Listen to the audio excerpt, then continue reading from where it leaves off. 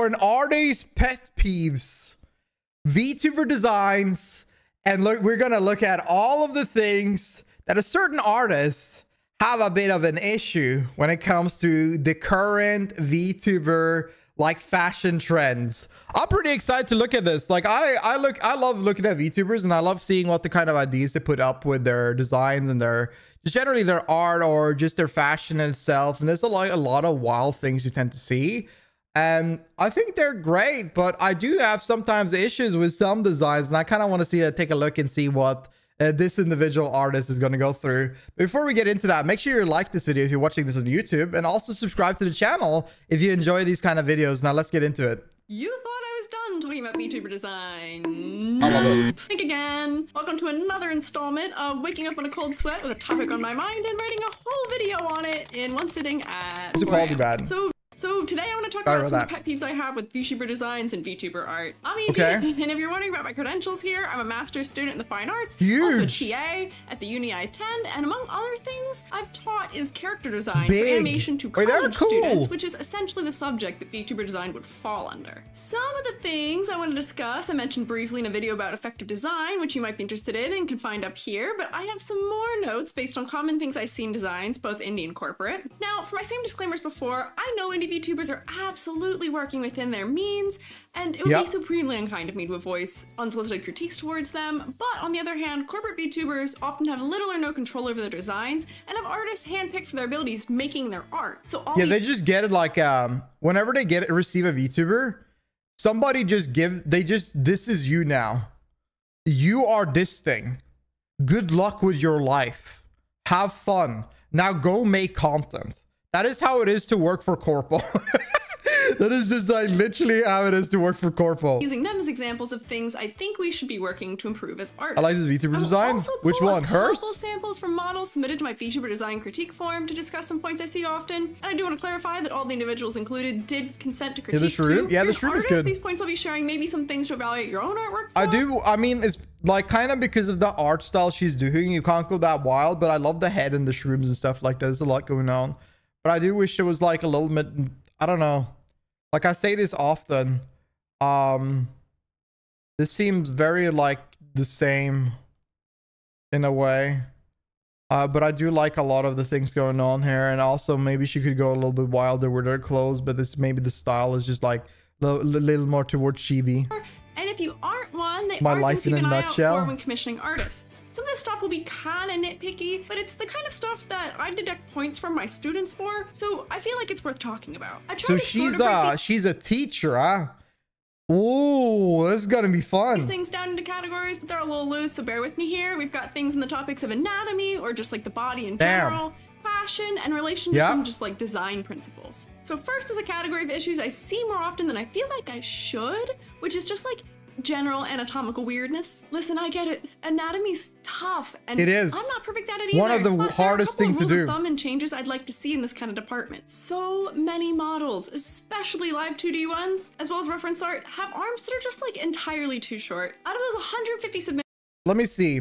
What do y'all think about my arms? Like my legs are meant to be long, but like, what do you think about my arms? Like, I feel like my arms are perfect. Like they're going exactly, you know, like if I put down my arms, they go actually exactly where they're meant to be. Like they go exactly there. It's perfect for me. I don't know. Like I think my model is doing pretty well in that department. I think my artist did great. To my VTuber design critique forum, I'd say at least a third of them are struggling. Good reach for the mushroom. That's right. Your fingertips usually reach around halfway down your thigh with your wrist at the level of your crotch. So your VTubers should too. A lot of VTubers are designed in like an A pose, as we probably call in like character art. So this might not be entirely obvious, but if we draw a line from the inside of the shoulder to the tip of the fingertips, then rotate it to be vertical, we can test this. Often, it might not even be that the arms are too short. It ends up being that the pelvis is too long, or the crotch is too low in the body, or the opposite, the torso is really short. Having stylistically long or short torso is A-okay, but you may need to adjust other proportions in order for it to not set off the kind of like, something's odd here alarm for your viewers. The shoulder joint is important, very important. You need to remember the shoulders the shoulders and the hips are the foundation of the whole model nearly. Models here, I get that they usually either have stylistically longer arms or shorter arms, but for your average VTuber who is like 6 or 7 heads tall, This length rule should be followed. Next, semi-related, is having hands and feet that are proportionally just too small for the body. We're all quite stylized as VTubers, I am so a there's long pretty boy. acceptable range for proportions that we'll look at and Fucking gremlin. I love Chibi. like generally accepted face value. Yeah. And figuring out what the right size for elements are can take a little trial and error, but it's worth figuring out. Itty bitty tiny ankles and hands on a curvy model with thick thighs will come across sorta odd, but on a 5 heads tall chibi model will be accepted because chibis being less realistic lends into our suspension of disbelief. This example works because the head is as wide as the shoulders and the rest of the body proportions are kind of small, so they fit. I mean, like, the thing is that, yeah, Chibi's like, if you're looking at a pop, like, do you know those pop toys? Where the pop dolls, where they have like these fat heads and small bodies? That's how I kind of look as Chibis, because in the end of the day, there are no human looking like this. They're no human this like the proportion that you're looking at now. So they have their own kind of they have their own kind of body, and trying to figure out what is more perfect, like what is more fitting, is more on the where your hands are sitting on the hips. Alternatively, I'd say this example doesn't work quite as well maybe because the body is almost the realistic size you'd expect in relation to being 6 or 7 heads tall. The anatomy for like most of these things is just that as long as the hand reaches the hips, it should be fine. But the problem is that the thighs and the legs like tend to always be vastly different. In comparison to the tiny ankles, feet, and thin fingers. Yeah. Listen, I get it. I have really big, Yeah. thick hands, but it makes sense for the way that I'm proportioned. It just doesn't work well with my hand tracking because my hand tracker doesn't understand that things collide. So the closer your design is to having got, realistic like, human those proportions in the sausage torso fingers. and the legs, the more realistic proportions will need to be elsewhere in order for viewers to accept what they're seeing. Next She is has, a note like, about rings and consistency in stuff the as well. body. Something I Damn, commonly who's see this is models guy? with their faces and bodies just like Holy! rendered in different styles. I'm talking about models, mainly live 2D ones I see, where the But body has these a are lot great. of really These are great great. detail and shading to give some illusion of a 3D form. Meanwhile, the face is Wife? all one flat You mean color, this aside from one? maybe No, a no, little I bet. blush, a tiny shadow near the nose, or one flat shading You color like under them the insane, hair. don't you, huh? Especially see a lot of this on models of super buff dudes where their abs and pecs and arms are rendered impeccably, but their faces really have no definition. Now, I know this is like What the hell are you trying to say, huh? You're trying to tell me that my face don't have definition? What in the hell? Alright, you listen here. I got definition all the way. stemming from the general anime styled trend I of don't keeping know. faces super limited. I do think that sometimes you can look at the proportion of a male VTuber and they're freaking like everywhere. Addy is a flat face, except for your flat ass. But come on! Perfectly fit. If we're doing detailed shading, commit! Otherwise, do what animes talking do about my with buff flat characters face. I and don't match have the a level of flat face. shading of their musculature to the level of their faces. Dude, look at 'Cause that. They also Damn. relate into technical difficulties with having to rig more detailed faces in live 2D. But She it knows seems to she's me going to like make that's a skill some that'd be money quite anyways. worthwhile for riggers to I think that if I make a video tier listing people rig or people models, I am going to make enemies. Everybody sitting here criticizing somebody's model is going to create enemies. practice, right? Stylistic You consistency listen is important goddamn in here. all art, not just VTuber designs. And your face is the most important focal part, I'd argue. Dude, she is so keeping cute. I think like consistent with your this is the body. thing that I'm gonna be honest, and please don't hate me. Please listen, VTuber fan, please. I personally think a lot of Niji Sanji models are pretty doo-doo. Like art-wise, and definitely rig-wise. Their rig is always, like nearly always doo-doo. But some of their models are actually like absolute 10 out of 10. Like insane design. And I don't know what happens. I don't understand why there's such a big, vast difference on insane creativity compared to some. Like, I don't even get what happened. Body, or making it maybe slightly more detailed, would usually be for the better. Moving on, I want to Attitude? Yeah, I see what you mean there. Yeah, attitude. You just have to sip sparkling water and people will get mad. Yeah, that's what you get. I like that. We should keep that. Keep that attitude. Yeah, the attitude. I like that so much. Yes, attitude. Now, eyes too. Hyper detailed eyes are very common, and now available programs like Slay. Naruto and Female, fancy eye physics are for everyone, 2D or 3D. Ooh. Mine's pretty cute, right? However, as a result of the way these fancy eyes are usually Niji set up, Sanji I is see triple another A thing studio that bugs me a VTubing. bit and is kind of nitpicky me to Quadruple. mention. then horizontally mirrored irises and highlights. Play pretend with me for a second here. If we shine a light on two spheres from the same angle, the highlights and shadows will be on the same sides, right? Eyeballs are spheres, and although we don't often treat them as such in anime styles, mirroring eye textures and highlights can be a one-way ticket to looking cross-eyed or uncanny. With symmetrical irises or highlights, I remember when I was starting art for the first time, for some reason, facial structure, easy peasy. Eyes, on the other hand, very hard. So whenever people in my community show me, I don't have the art pieces, show me these art pieces they have made, and they look so gorgeous. All of these fan art pieces are so gorgeous. I sit there to think to myself, God damn, look at the eyes, look at the hairs, look at the pose, look at the, look at everything. They are talented as hell. These things require so much effort and so much work to actually perfect and get better at, that like you can fuck this up so easily. this isn't an issue, but I rarely see eyes handled that way. Most VTubers are lit in a way that is generally like frontal. This one's really cool. Great so they can be drawn symmetrically, but unless the light source is right between the character's eyes, like up in here somewhere, the highlights still wouldn't be mirrored. As much as this may add some time and effort in terms of having to draw or model or rig these parts without a symmetry modifier, I promise it's worth it. Please believe me here, I promise. And finally, on the topic of the body, my last and probably largest pet peeve in this category, yo, we gotta talk about skin tones. Specifically, undertones, saturation, and matching it to the rest of the design. Do you remember when those color analysis TikToks were trending that would tell you your color season, or if you're a gold or silver color person? season am I? You have to think about those things in relation to character design too. Some color palettes will make some skin tones feel washed out, gray, or brassy, and we fully have the power to prevent this. On top of that, it seems like some artists are just color picking skin tones that are already desaturated, all on their own. Aside from the way color relationships and the rest of the design may be working, and this is something to keep an eye out for and avoid. For these reasons, I'd also advise against using like gray or black as a shading color, especially for skin. It can be done well, don't get me wrong, it can be done well and stylistically, but it's generally tough to achieve a good result with. If you feel strongly about having a specific skin tone, in terms of both value and undertone, and when I say value, I mean like darkness or lightness level, you will have to match the rest of your color palette to it in order to avoid the washed out effect or making the skin look like it has like and this is the thing a lot of people don't know whenever they look at VTuber model, is that the shading of somebody's skin is actually very challenging and very important to do as well. That's why sometimes some artists might decline the offer on some specific commissions of VTuber model depending on the shading of their skin that they're commissioning, and some might only do one skin type. This is exactly why. Or green or yellow or other color cast, just like you probably do in real life with your actual skin tone. Alternatively, if you only feel strongly about the value of the skin tone and not the undertone, you can match the undertone to what fits the rest of your palette the best. Now, if you're a zombie or have a non-human skin tone like purple or blue, this doesn't quite apply the same way to you, but for the rest of us, this can be a really big opportunity for growth. Moving on from my anatomy or body-related points, I have these three sort of fashion related things that bug me. You ask me, some VTuber fashion choices can be detrimental to having an effective design or not. So many VTubers have these sort of generic tech wear or streetwear inspired outfits. Oh, she's about to piss people off, because she's not wrong. She's not wrong on this.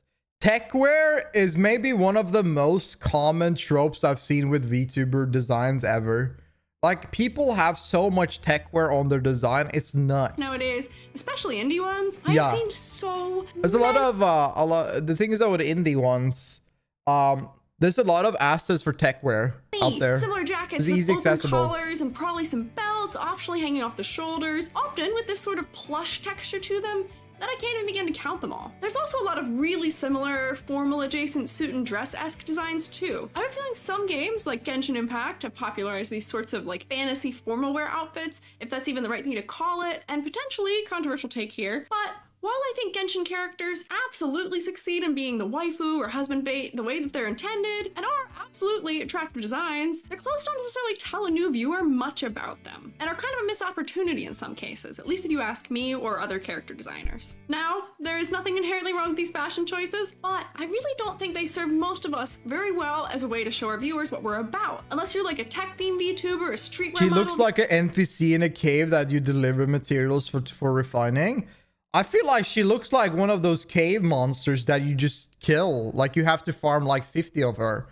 to get like 1 potion bonus or some bullshit. VTuber, or maybe are themed around a I sort of must collect professional career, like a potions. lawyer or a butler, or you know, you have some kind of in-universe thing that's maybe similar to the Genshin thing they got going on. I like her design, I have it's a feeling pretty you cool. can find fashion choices that'll tell us more about your personality, what you like, and what you do It's than those really choices would.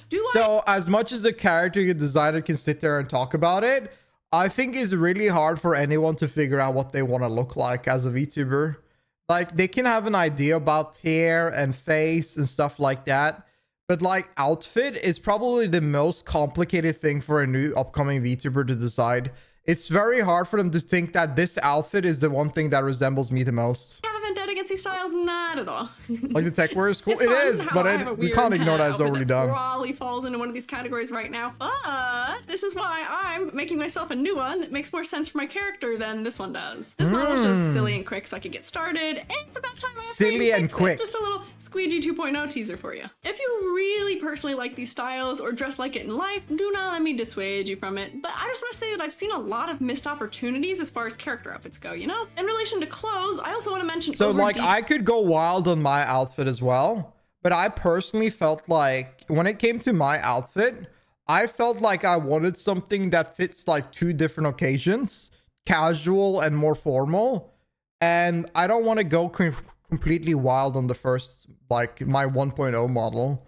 I didn't want anything that would make me feel that I could regret.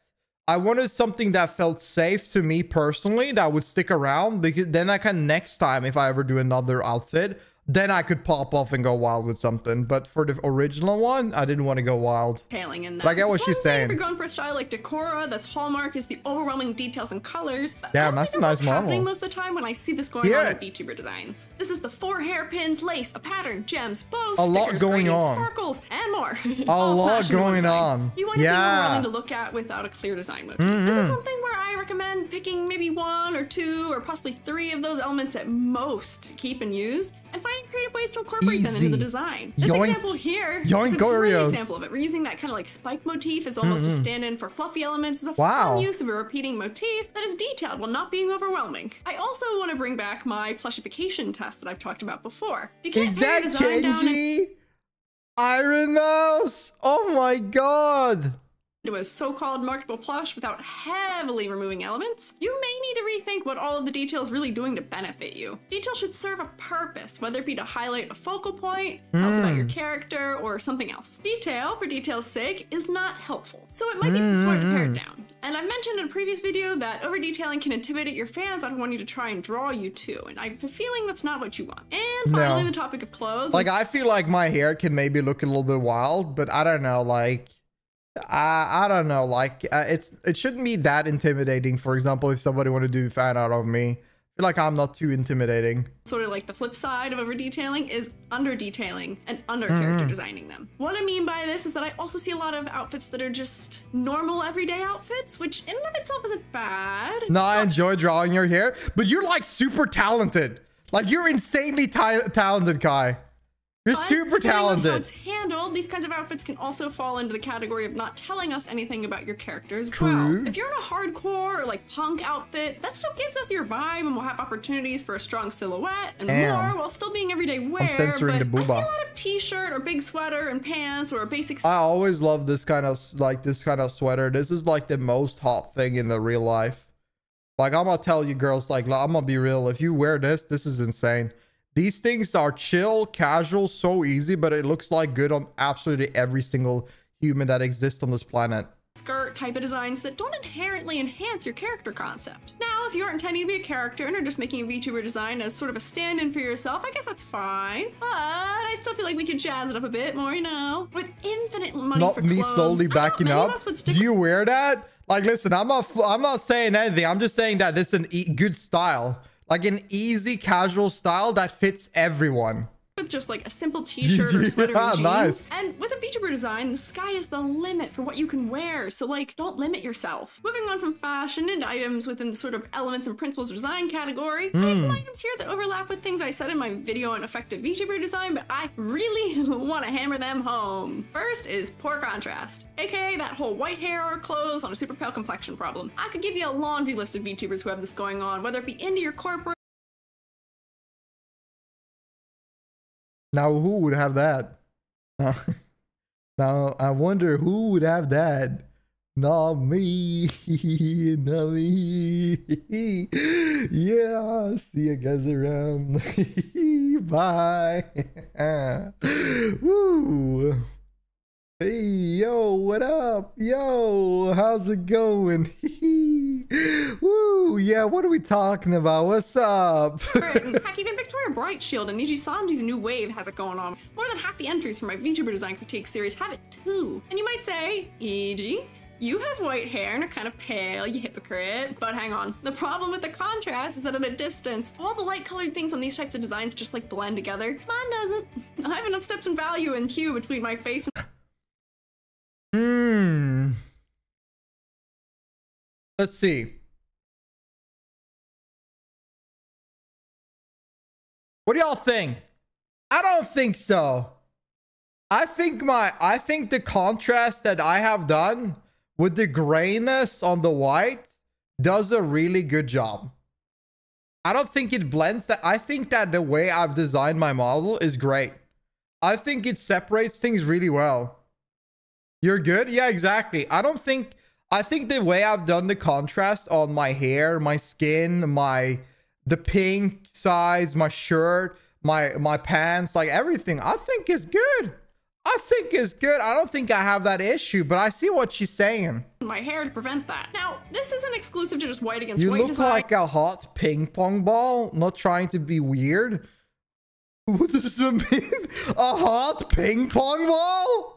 You want to shoot me around? I also see it commonly in monochromatic and pastel designs too, especially ones where the character has a colorful Go skin tone that touch often matches grass? their hair color. No. So, to test and prevent this issue, we're going to slap a grayscale filter over your design, or temporarily set the saturation of the image to 0. If there are clear distinctions between Need things that are more supposed to be skin? different Hey, colors hey. and grayscale, while ignoring any line art, then you pass. And to note, we're ignoring line art because unless you're super cartoony with thick outlines, line art tends to just kind of fade away at smaller scales or larger distances. Contrast is one of the basic kind of like elements and principles of design that I teach to the 18-year-olds, so I fully understand that it takes some practice to nail, but if they can do it and figure it out, I have a feeling that we all can too, right? Second is sure. these like big blob silhouettes. These usually result from long hair, my classic old foe, the bullet head, and long skirts or capes, but I see so many designs with silhouettes that are not strong enough to be used to identify the character solely based on. Maybe it's just my 3D modeler trauma from having to deal with knee-length hair too, but some of the best silhouette designs I've seen are from VTubers with creative hair shapes like Ollie or Picora or Bales